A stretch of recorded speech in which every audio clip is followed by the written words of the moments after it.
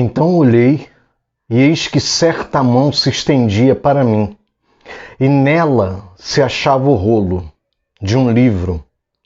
Ela o desenrolou diante de mim, e estava escrito por dentro e por fora. No rolo estavam escritas lamentações, gemidos e ais. Ainda me disse: filho do homem, coma o que está diante de você. Coma esse rolo. Depois vá falar à casa de Israel. Então eu abri a boca e ele me deu o rolo para comer. E me disse: filho do homem, coma e encha seu estômago com este rolo que eu lhe dou. Eu comi, e na minha boca era doce como mel. Você quer entender por que Ezequiel comeu esse livro? Vem comigo. Episódio 3, série de estudos e confrontos.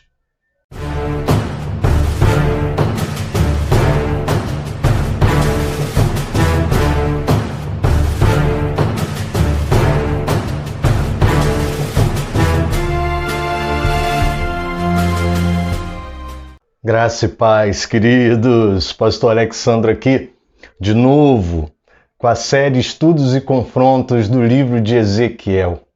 Deus colocou no meu coração no início desse ano, através de um sonho, de trazer o livro de Ezequiel de forma bem sistemática, de forma a ser estudado. Então, você que gosta de estudo, você que gosta de uma palavra boa, uma palavra interpretada, dicas, curiosidades, vem estudar o livro de Ezequiel.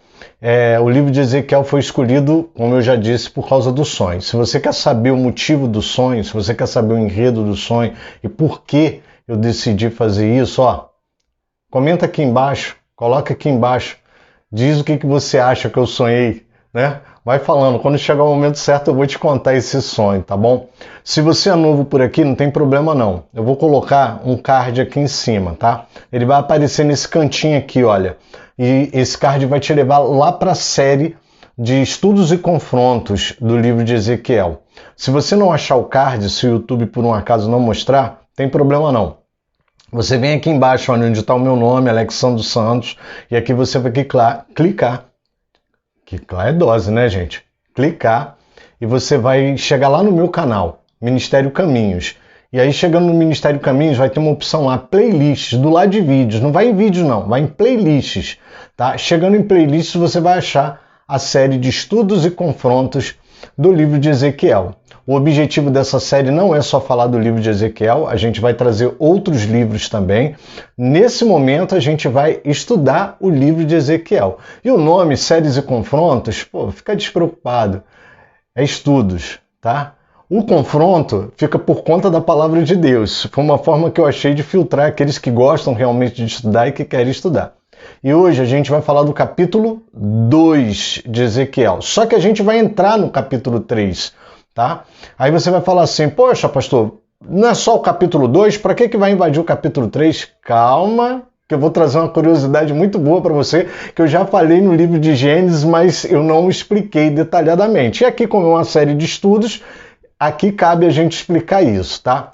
A Bíblia, ela até o século XIII, né, até o final do século XII, início do século XIII, a Bíblia não era, né, dividida em capítulos e versículos.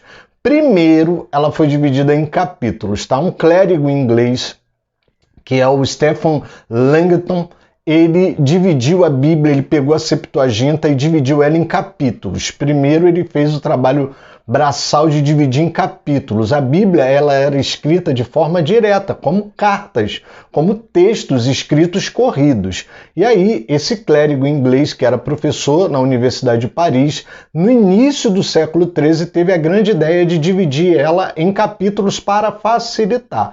Mas olha, gente, como ela era escrita em texto corrido, nem sempre os capítulos vão encaixar perfeitamente com os assuntos. Às vezes um assunto vai invadir um outro capítulo, ou o assunto vai ficar pela metade do capítulo. E aí o escritor, o cara que compilou, foi obrigado a puxar um trecho do próximo capítulo para compor o capítulo anterior, tá bom?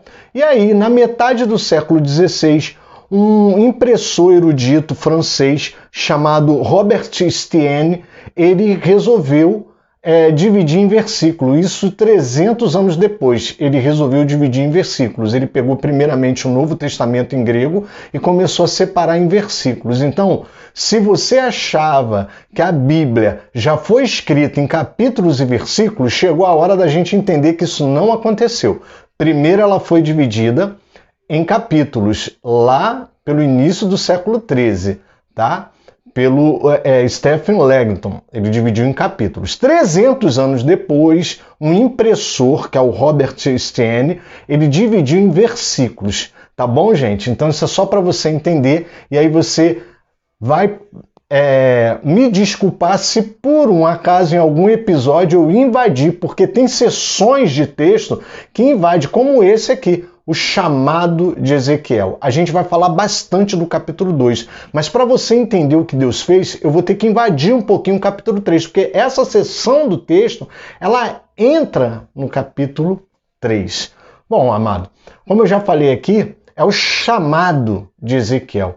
E como é um estudo, deixa eu te explicar direitinho. Chamado. Muita gente tem chamado como algo, eu fui chamado por Deus, eu recebi um chamado de Deus. Vamos entender o que é chamado? Os livros de hermenêutica, eles falam pra gente que quando a gente quer entender uma palavra, quando a gente quer entender algum trecho, alguma expressão bíblica, principalmente as expressões bíblicas, a primeira recomendação da hermenêutica é que você vai buscar a primeira ocorrência dessa palavra na própria Bíblia. Por quê, amados? Guarda isso. Primeira regra da hermenêutica: a Bíblia explica a própria Bíblia. Amém? Nunca mais esqueça disso. A Bíblia explica a própria Bíblia. Amém, amado? Então, quando a gente quer entender uma expressão, a gente vai buscar a primeira ocorrência dela, onde que ela aconteceu primeira vez na Bíblia. Porque aí a gente faz um comparativo e entende, por exemplo, essa expressão foi usada lá atrás, numa ocasião assim, assim, assim. E aí eu consigo identificar por que ela está sendo usada, ou pelo menos eu tenho uma noção do porquê ela está sendo usada. E a palavra chamado, quando fala de chamado, quando Deus chamou Ezequiel, a gente usa essa palavra chamado, a gente tende a buscar, vamos buscar onde é que foi usada a primeira vez a palavra chamado. A palavra chamado foi usada a primeira vez, infelizmente, em Gênesis capítulo 3. E você deve saber do que eu estou falando. Eu estou falando da queda do homem. Ela foi usada em Gênesis capítulo 3, verso 8 e verso 9. Diz a palavra que quando Deus vinha caminhando naquela tarde, pela viração do dia, ou seja, a tarde, e batia uma brisa suave, ou seja, um vento suave, e eu já expliquei que quando Deus se manifesta, naquela época, principalmente na época do Velho Testamento, havia um deslocamento de ar. Um vento passava, seja um vento impetuoso ou uma brisa suave, né? E aí Deus vinha, e aí Adão e Eva se assustaram com a presença de Deus e se esconderam, porque eles estavam nus, eles sentiram vergonha. Os olhos deles já estavam abertos para o mal, para o pecado. E aí eles se esconderam. E aí Deus os chamou. Então, amado, essa palavra chamado, ela vem dessa origem, quando o homem pecou. O homem caiu da sua posição inicial, ele caiu da posição privilegiada a qual Deus havia colocado ele. E aí, para que ele volte para a posição inicial, Deus o chama. Então, o chamado vem disso. Então, amado, para com essa coisa de, eu fui chamado, eu fui chamado. Amado, às vezes você nem sabe o que é um chamado. Chamado não é um lugar de privilégio, chamado não é um lugar de status, chamado não é um lugar de separação, clero, não, amado. Chamado é quando Deus chama um homem do meio da sua corrupção e traz ele para a presença dele, para que ele seja um instrumento nas mãos de Deus. Isso acontece com Isaías, isso acontece com Jeremias e não deixa de acontecer com Ezequiel. Deus o chama, amém? E aí, como Deus o chama, como é que Deus o chama? Você vai ver logo no versículo 1 que Deus chama ele de filho do homem. Isso vai acontecer, gente, 93 vezes. 93 vezes no livro de Ezequiel.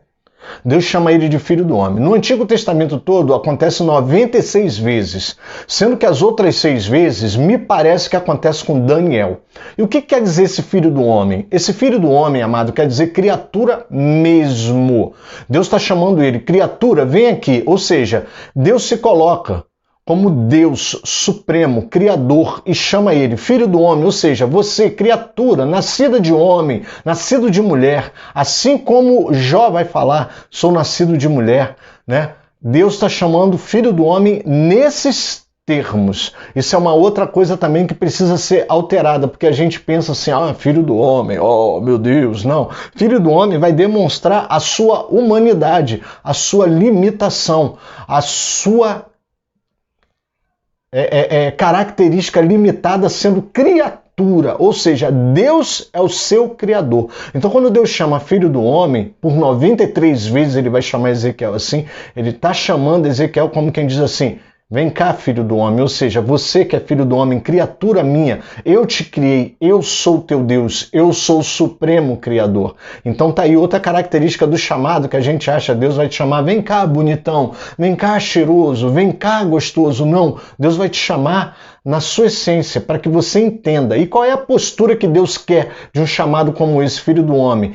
Que apareça a nossa humildade diante da supremacia, diante da soberania de Deus. Amém, querido? Então, isso acontece por causa disso. E aí ele vai dizer no versículo 2 que o Espírito de Deus entrou em mim. Como é isso? Já expliquei isso na série Gênesis, vou falar. Naquela época do Antigo Testamento, a instrumentalização que Deus utilizava quando queria se apossar de um homem é que o Espírito Santo entrasse nele. Bom, então duas características aqui. O Espírito Santo de Deus já estava agindo no Velho Testamento, no Antigo Testamento. Cuidado, tem teólogo por aí que diz que não, o Espírito Santo é só no Novo Testamento. Não, querido, não. Gênesis, lá atrás, lá na criação. E o Espírito de Deus se movia sobre a face das águas.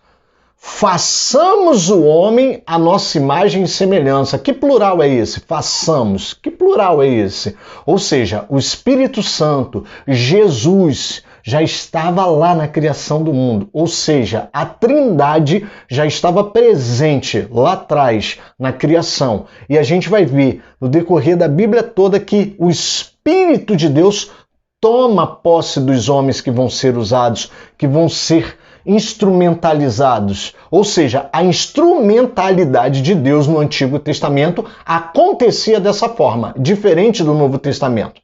E isso só nos traz uma responsabilidade maior, porque no Antigo Testamento o Espírito Santo não havia inaugurado o seu ministério, que vai acontecer no dia de Pentecostes, em Atos dos Apóstolos. E recebereis poder. Está lá esse texto. Não vou citar ele aqui porque você conhece esse texto. Então o dia de Pentecostes vem como Jesus havia prometido para os discípulos. Vá, fique lá, até que do alto vocês sejam revestidos de poder. E aí veio o dia de Pentecostes. E o dia de Pentecostes inaugurou a habitação permanente do Espírito Santo em nós, conosco. Então Deus agora não vai precisar mais de instrumentalizar quando quer usar um homem em cooperação, fazer algum tipo de obra em cooperação com esse homem. Deus não vai precisar mais se apossar dele, porque o Espírito já está em nós. Então, amado, cuidado com essas orações que, entra em nós, Espírito, vem sobre nós, Espírito. Amado, o Espírito Santo de Deus já habita em nós, se entristece, sente ciúme de nós, tem gemidos inexprimíveis dentro de nós. Então, amado, cuidado. Eu também já errei e erro às vezes. Vem Espírito sobre nós, vem Espírito. Cuidado, amado. Esse vem Espírito sobre nós, ele pode ser substituído de forma mais racional como Espírito, começa a fluir, porque se ele já está dentro, ele começa a fluir. E essa explicação serve tanto para aqueles que são mais tradicionais, que acreditam na plenitude do Espírito Santo, ou seja, a atuação plena do Espírito nas nossas vidas a partir da conversão, como aqueles que acreditam na segunda obra da graça ou que acreditam no batismo com o Espírito Santo, que são mais os pentecostais. Tanto faz, o Espírito Santo habita em nós, seja a partir da conversão, seja a partir do batismo como do Espírito Santo que você ache dessa forma, não importa, importa é que o Espírito Santo nos selou para o dia, amado, o dia da vitória, ele está em nós, ele está dentro de nós. Mas no Antigo Testamento, o Espírito Santo se apossava, então o Espírito Santo entrou em mim, você vai ver isso no verso 2, ele falando que o Espírito Santo entrou em mim. Para quê? Eram duas coisas. Ou quando Deus queria uma atuação, uma instrumentalidade maior junto desse homem, ou quando Deus queria capacitá-lo para alguma coisa especial, fazê-lo fazer alguma coisa. Nesse caso aqui, Deus está capacitando ele porque está chamando ele, mas vai colocar ele de pé, porque ele está prostrado. Quem lembra do episódio passado sabe que Ezequiel está prostrado porque ele está com medo. Ele viu a glória do Senhor, ele está com medo. Então, ele está deitado. E aí o Espírito Santo coloca ele de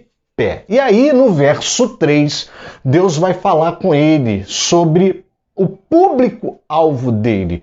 Deus não faz um chamado a ninguém sem indicar o seu público-alvo.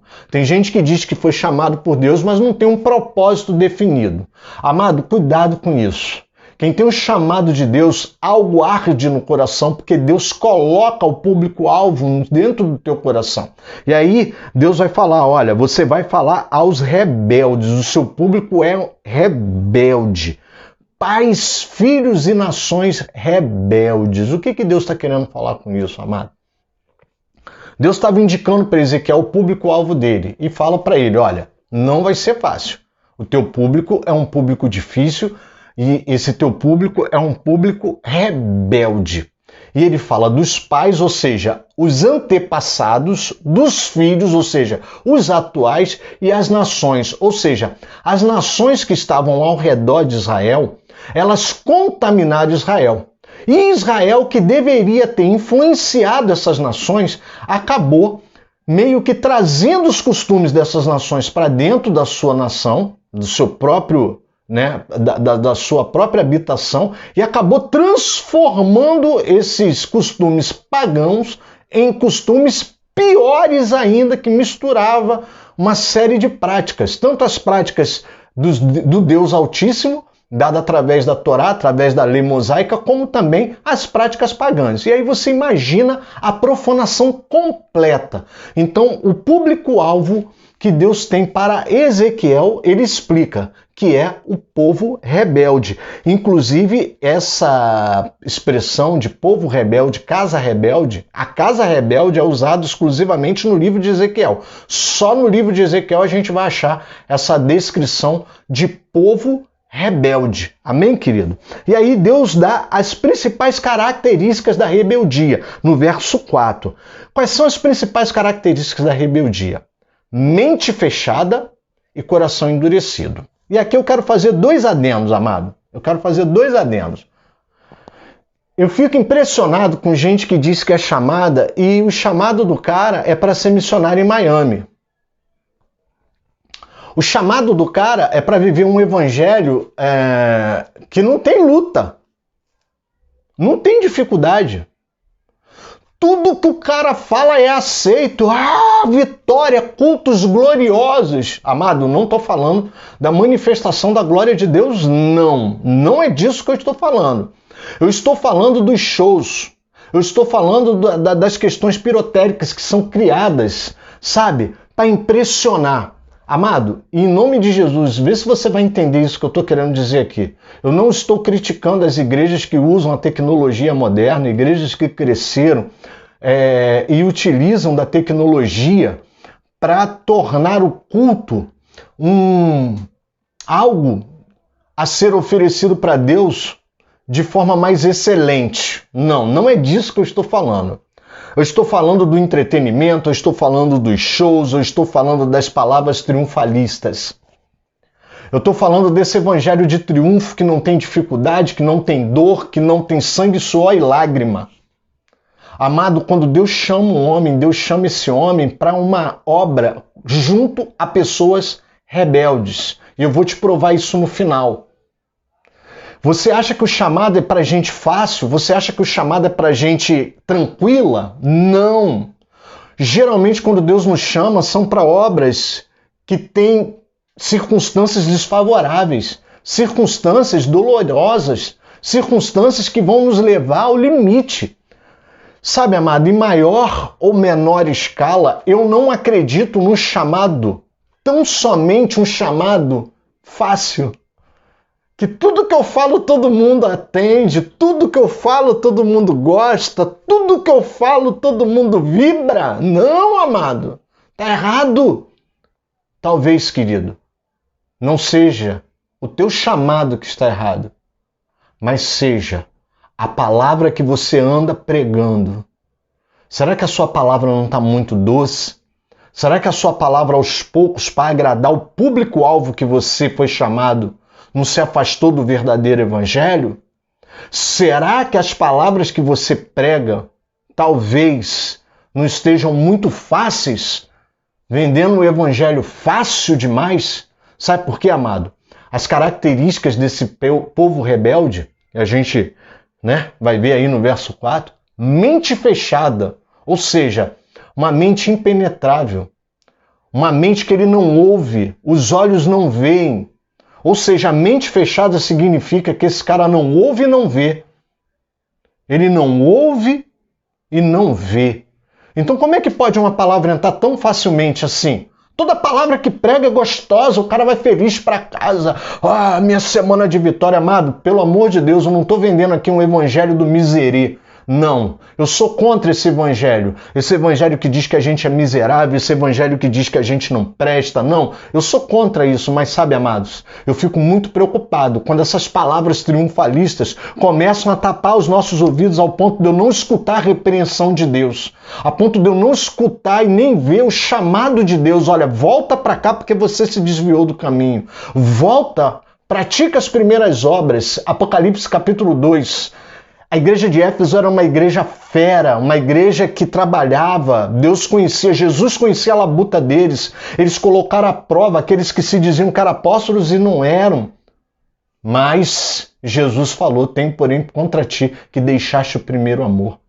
Volta lá da onde tu caiu, volta lá atrás e começa a praticar as primeiras obras. Amado, que palavra é essa? E sabe, querido, o povo rebelde, ele tem a mente fechada e o coração endurecido. Ou seja, ele não ouve e ele não aceita, porque ele não tem sensibilidade. Era esse o público-alvo de Ezequiel, é esse o público-alvo da igreja de hoje. Desculpa se eu estou te falando a verdade, se essa verdade não te agrada, mas essa é a verdade do público-alvo de hoje. Tá? No verso 4, Deus torna bem claro o chamado para Ezequiel. Ou seja, é como se Deus estivesse falando assim, olha, eu estou te chamando para ser profeta. Muito embora você seja sacerdote, eu estou te chamando para ser profeta. No verso 4 mesmo, que ele fala assim, tu dirás, assim diz o Senhor. Essa frase, amado, assim diz o Senhor, era uma frase de autorização para o profeta.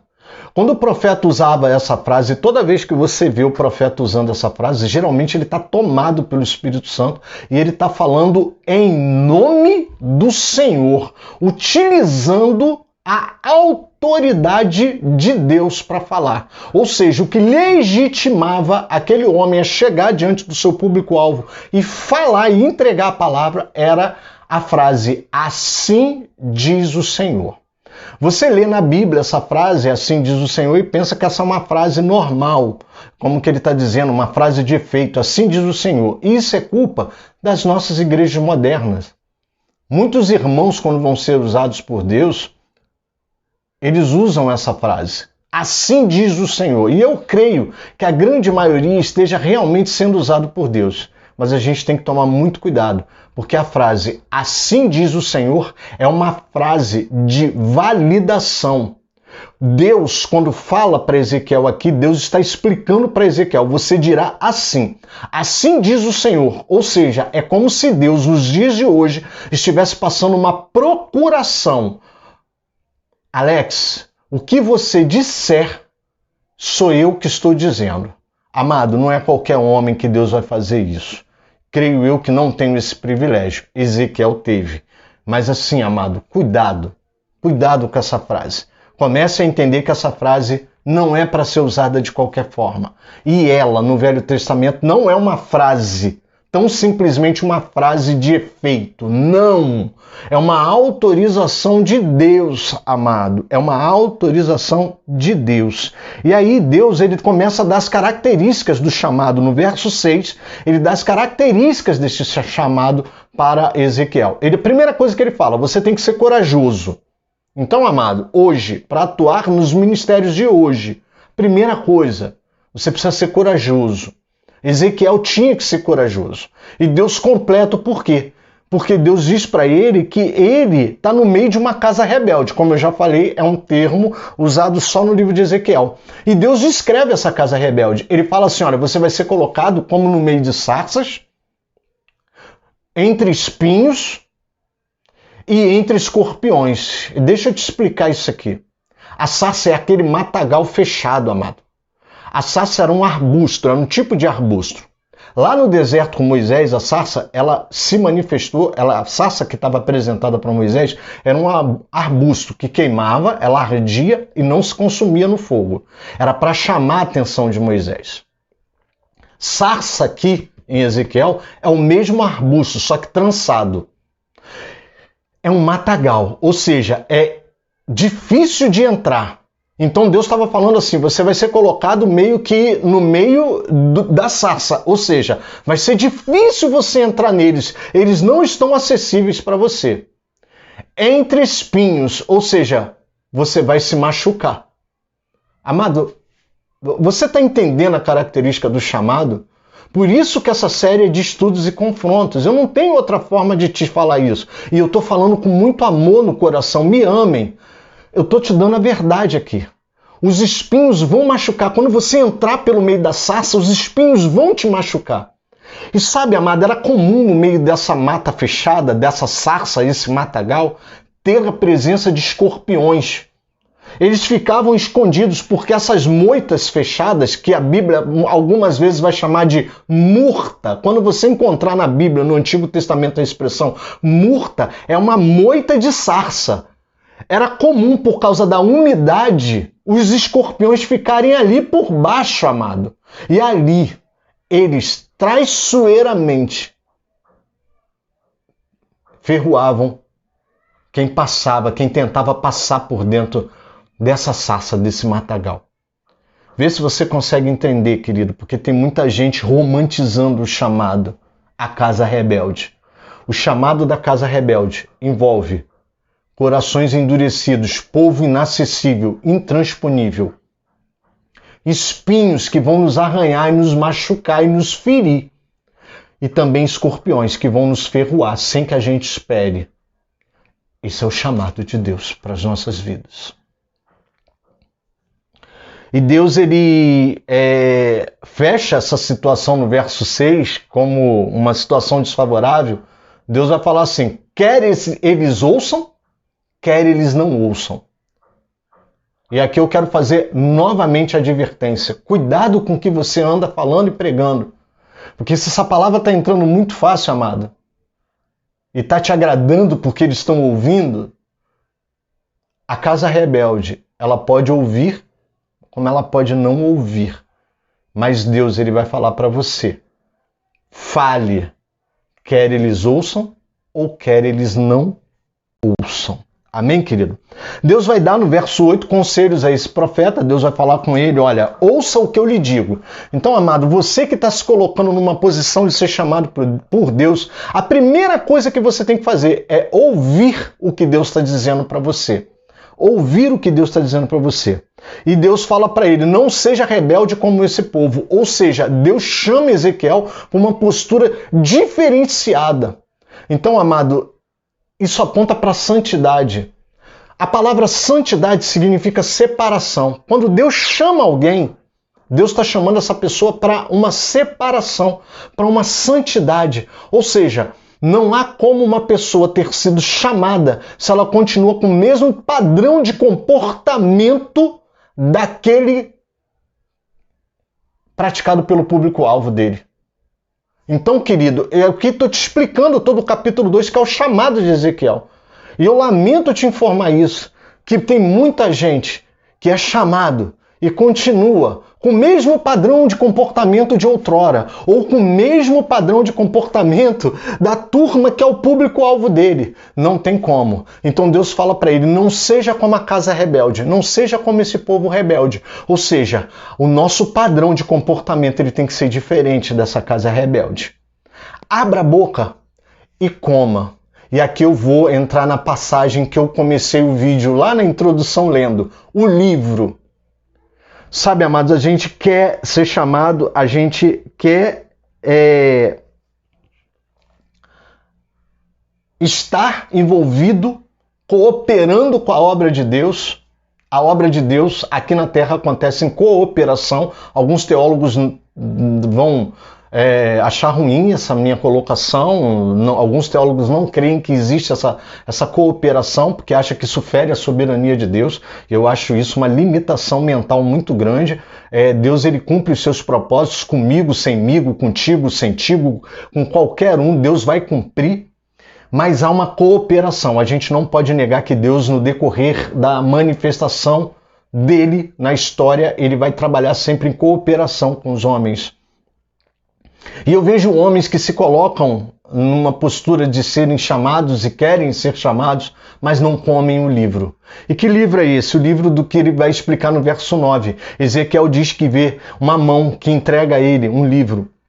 E abre esse livro na frente dele e ele diz que esse livro é escrito por dentro e por fora. Ou seja, amado, esse livro está cheio de lamentações, cheio de juízos e cheio de suspiros. 3 momentos diferentes. As lamentações são pelas profanações que aconteceram. Os juízos são para corrigir essas profanações. E os suspiros que algumas Bíblias, algumas versões colocam, quem sabe não é a redenção através desse juízo. Ou seja, é um livro escrito de lamentações, gemidos e ais também. Isso a gente vai encontrar em outras versões.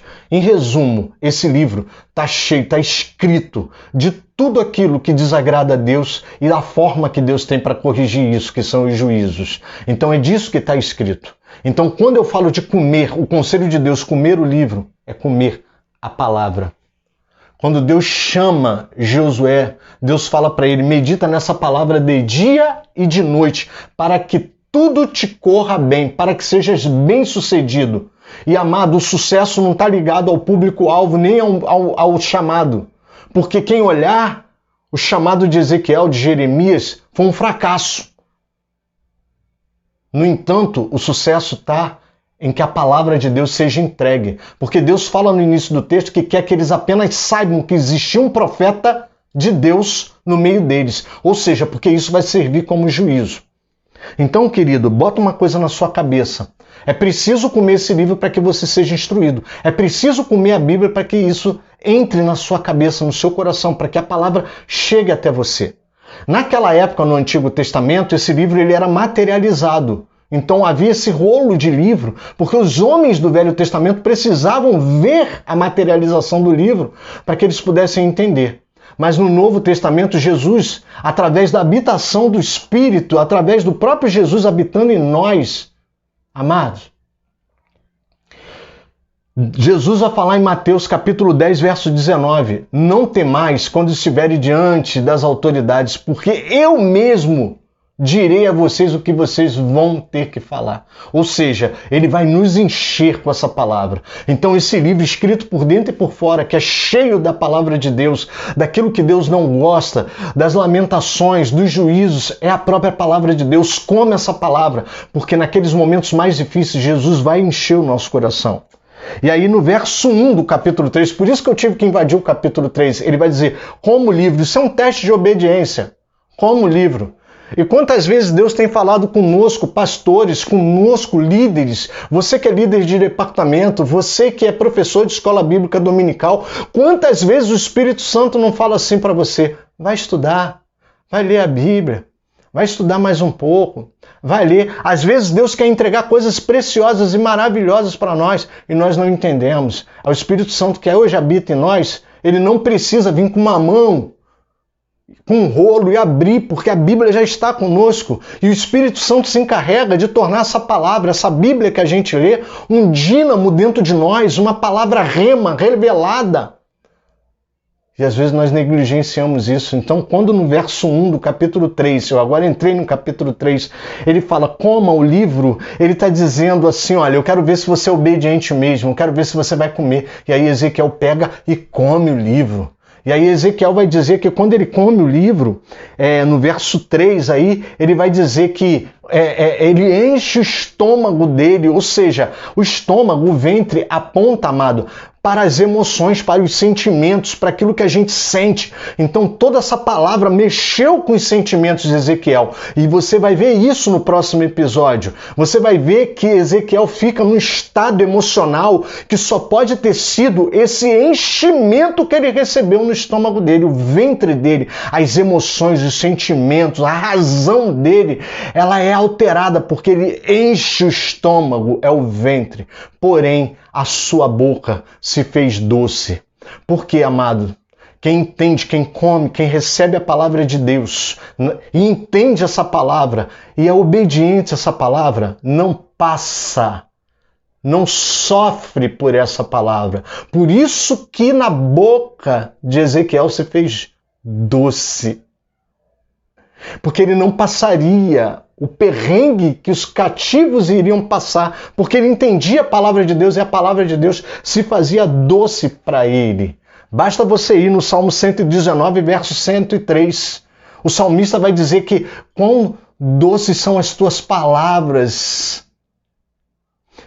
E para fechar, porque talvez você esteja duvidando, para encerrar esse estudo de hoje, talvez você esteja dizendo, pastor, você está falando sobre o chamado de hoje, não seria um erro teológico trazer o chamado de Ezequiel para os dias de hoje? Não, amado. Nós estamos vivendo na mesma casa rebelde, e eu vou te provar. João, no capítulo 10, do verso 8 ao verso 11, leia essa leitura complementar, além de todas as passagens que eu falei nesse vídeo. João também, quando recebe a revelação do Apocalipse, é convidado por um anjo, por Deus, a pegar o livro na mão de um anjo e comer esse livro. E esse livro se fez amargo no ventre. João, ele explica tudo o que acontece com Ezequiel. Quando Ezequiel diz que o seu estômago ficou cheio, ficou entulhado, ficou cheio, João consegue explicar isso com palavras mais suaves, mais compreensíveis, mais sensíveis. Ele fala assim, olha, no meu ventre se fez amargo, mas na minha boca se fez doce. A revelação do Apocalipse é para qual tempo, amado? Então, se você foi chamado por Deus, que esse estudo de hoje possa tocar no teu coração, para que você entenda que o chamado não é tão simples. Amém, querido? Eu te aguardo no próximo episódio, amado.